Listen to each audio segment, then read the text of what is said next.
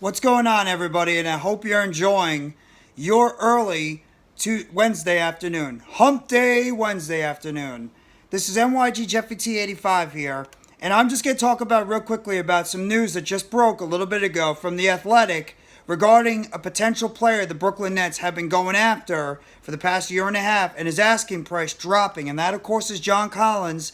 And I've made multiple requires for the Nets to go out and potentially get a guy like John Collins, because I believe that this player right here could be the answer for what the Brooklyn Nets are looking for at that power forward position, that stretch four player that the Brooklyn Nets have been looking for and have been asking for to pair up with a guy like John Collins. Now, originally, the AtlantaHawks we're asking for a lot more for a guy like John Collins. But now, they've actually dropped their asking price from where it was before, and they've dropped their asking price to only quality players they will take. They will only take quality players going forward. Now, when you look at the Brooklyn Nets, when you talk about quality players, would you be willing to give up a Patty Mills, a Joe Harris, a Seth Curry, maybe even one of those younger guys, like a Day'Ron Sharpe or a Cam Thomas, to bring in a guy like John Collins? You got to think about this. He's a hell of a player. He would instantly upgrade the Brooklyn Nets in terms of the power forward position. He'd give them a stretch four, something that they have needed and they have asking for a long time.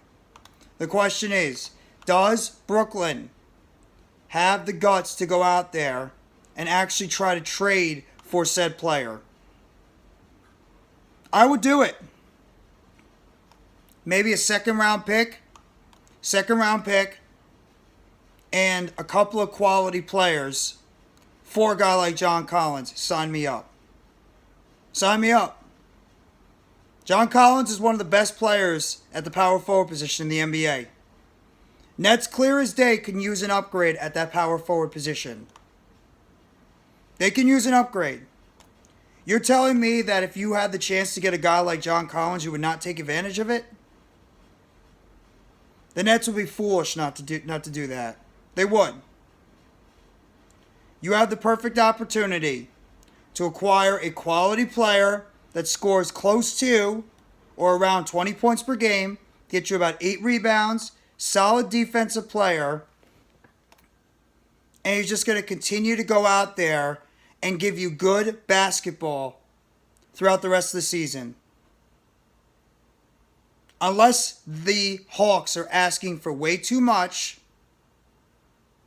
I got to make the inquiry. I got to make the inquiry for a guy like John Collins. The Nets would be foolish not to. They really would be. The Nets would be absolutely foolish if they don't at least inquire for a guy like John Collins, because of the fact that he is that type of player that could potentially put this basketball team over the hump and put them where exactly they need to go. The real question is, what is it going to take to acquire a guy like John Collins? How much would you have to be willing to pay to get a guy like John Collins? I mean, there's no more mandate for a first-round pick. So it's obviously apparent the Atlanta Hawks are willing to give away John Collins. The problem is, they're saying he's most likely to be traded. Obviously, the trade deadline is a week from tomorrow. Let me know in the comment section, Brooklyn Nets fans. What would you be willing to trade for a guy like John Collins, if you think he's the right fit? I mean, he is a terrific basketball player. I know I keep saying that, but he really is. He's a good player. He's making a good amount of money, but the guy is an offensive playmaker on the court. His stats are a little bit down this year. He is only scoring 14 points per game, but he has been injured. That's the one thing I'd worry about a guy like John Collins, is he has suffered a bunch of injuries. But you have to wonder if he goes to a team like the Brooklyn Nets and he's not the focal point of that offense, and you get to play around guys like Kevin Durant and Kyrie Irving, Collins could be that stretch 4, Claxton could be able to play the 5 more naturally and concentrate on his defense more than the offense. If that might give Claxton a better chance to really hone in and tap into his total skills compared to the fact that he's more of a scoring option right now. We'll have to wait and see. But I'm very intrigued in what's going to happen going forward with the Brooklyn Nets, and if they're going to be willing to make it a trade and an upgrade at that power forward position, or if they're going to try to potentially stand pat depending on how they look and how they play their next couple of games before we get to the trade deadline a week from tomorrow. Tonight, obviously, the Brooklyn Nets are taking on the Boston Celtics, which will be a big-time test for this team as well. The best team in the Eastern Conference. And remember, John Collins is making a lot. He's set to make over $51.9 million in the next 2 years.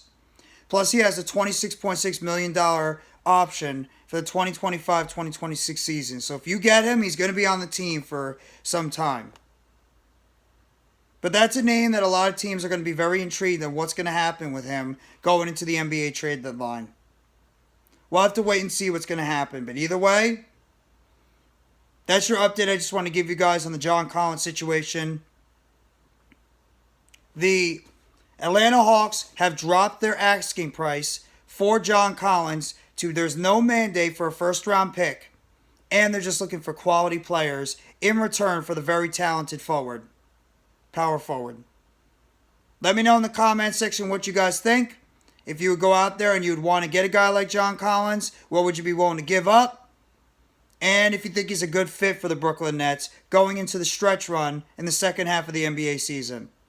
Thank you very much. Have a great rest of your day, guys. Take it easy and let's go Brooklyn Nets. As always, it's a Nets world and we all just live in it.